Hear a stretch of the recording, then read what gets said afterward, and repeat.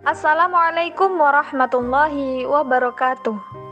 Berjumpa lagi dengan kami di channel Sajadah Kiai. Kali ini kami akan membahas Khawlah binti Salabah, doa yang menembus langit ketujuh. Khawlah binti Salabah adalah seorang sahabat Nabi. Fasih gaya bicaranya, indah bahasanya. Begitulah sejarah Islam mencatat figur seorang muslimah bernama Khawlah binti Salabah bin Ashram bin Fir bin Ganam bin Auf. Khawlah merupakan salah seorang sahabat Nabi Muhammad yang terbilang istimewa. Betapa tidak, pengaduannya kepada Rasulullah mampu menembus langit ketujuh.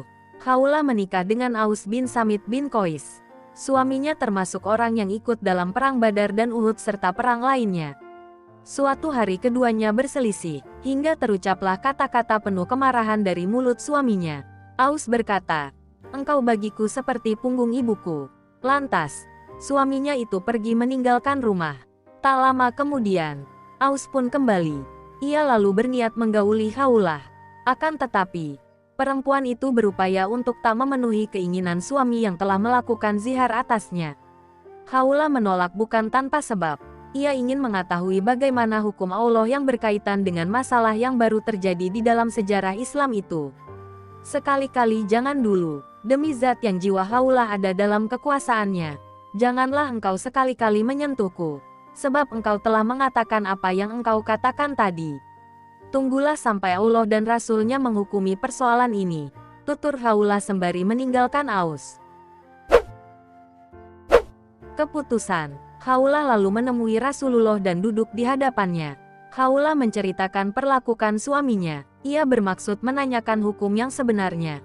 Kala itu, Rasulullah bersabda, "Aku tidak akan memerintahkan sesuatu dalam persoalanmu. Aku tidak mengetahui persoalanmu, kecuali bahwa engkau telah haram untuknya." Khawlah lalu menjelaskan risiko yang akan menimpa diri dan anaknya jika harus berpisah dengan suaminya. Namun, jawaban Rasulullah tetap sama. Perempuan itu pun berdoa dengan menengadahkan tangannya ke langit. Dalam dadanya, berkecamuk perasaan sedih dan duka. "Ya Allah," kata Khawlah, "sesungguhnya aku mengadu kepadamu, sebab belum ada ayat yang engkau turunkan berkaitan dengan masalah yang kuhadapi ini." Begitu ia berdoa sembari meneteskan air mata. Tatkala hendak pergi meninggalkan Rasulullah, utusan Allah itu mengalami sesuatu yang biasa dialaminya kala menerima wahyu. Setelah itu, Nabi bersabda, "Wahai Khawlah, Allah telah menurunkan wahyu mengenai dirimu dan suamimu." Beliau lalu membacakan surah Al-Mujadilah ayat 1-4. Artinya, sesungguhnya Allah telah mendengar perkataan wanita yang mengajukan gugatan kepada kamu tentang suaminya dan mengadukan halnya kepada Allah. Dan Allah mendengar tanya jawab antara kamu berdua. Sesungguhnya Allah Maha mendengar lagi Maha melihat.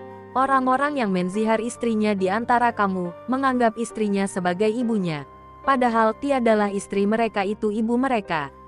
Ibu-ibu mereka tidak lain hanyalah wanita yang melahirkan mereka, dan sesungguhnya mereka sungguh-sungguh mengucapkan suatu perkataan yang mungkar dan dusta.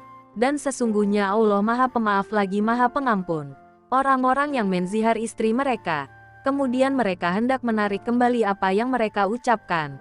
Mereka wajib atasnya memerdekakan seorang budak sebelum kedua suami istri itu bercampur. Demikianlah yang diajarkan kepada kamu. Dan Allah Maha mengetahui apa yang kamu kerjakan. Barang siapa yang tidak mendapatkan budak maka wajib atasnya berpuasa 2 bulan berturut-turut sebelum keduanya bercampur. Maka siapa yang tidak kuasa, wajiblah atasnya memberi makan 60 orang miskin. Demikianlah supaya kamu beriman kepada Allah dan Rasul-Nya. Dan itulah hukum-hukum Allah. Bagi orang kafir ada siksaan yang sangat pedih. Kebijakan Rasul. Setelah menerima wahyu itu, Rasulullah bersabda, "Suruhlah suamimu membebaskan seorang budak." Khawlah menjawab, "Demi Allah, wahai Rasulullah, ia tidak mempunyai biaya untuk membebaskan budak." Nabi Muhammad bersabda, "Suruhlah ia berpuasa 2 bulan berturut-turut." Khawlah berkata lagi, "Demi Allah, sesungguhnya dia seorang tua renta yang tidak berdaya." Nabi SAW bersabda, "Suruhlah dia memberi makan 60 orang miskin dengan kurma." "Wahai Rasulullah, dia tidak mempunyai makanan sebanyak itu," kata Khawlah lagi. Maka Rasulullah bersabda, kami akan membantumu dengan serangkai kurma. Dengan penuh gembira, Khawlah berkata, "Wahai Rasulullah, aku akan membantunya dengan serangkai kurma lagi. Engkau berbuat benar dan baik. Pergilah dan sedekahkan kurma itu baginya. Kemudian perlakukan putra pamanmu dengan baik." Maka aku pun melakukannya. Kisah hidup Khawlah mengandung pelajaran tentang kerukunan hidup suami istri dan keikutsertaan dalam memperbaiki perpecahan dan pemeliharaan hubungan kerabat serta ketuaan usia antara suami istri.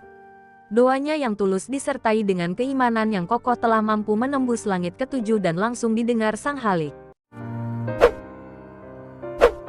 Terima kasih telah menonton video kami. Jangan lupa like, comment, share, dan subscribe channel Sajadah Kiai, serta bunyikan loncengnya agar tidak ketinggalan video-video terbaru kami. Dengan mensubscribe berarti Anda mendukung channel kami, serta membuat kami lebih semangat dan konsisten dalam membuat video-video terbaru.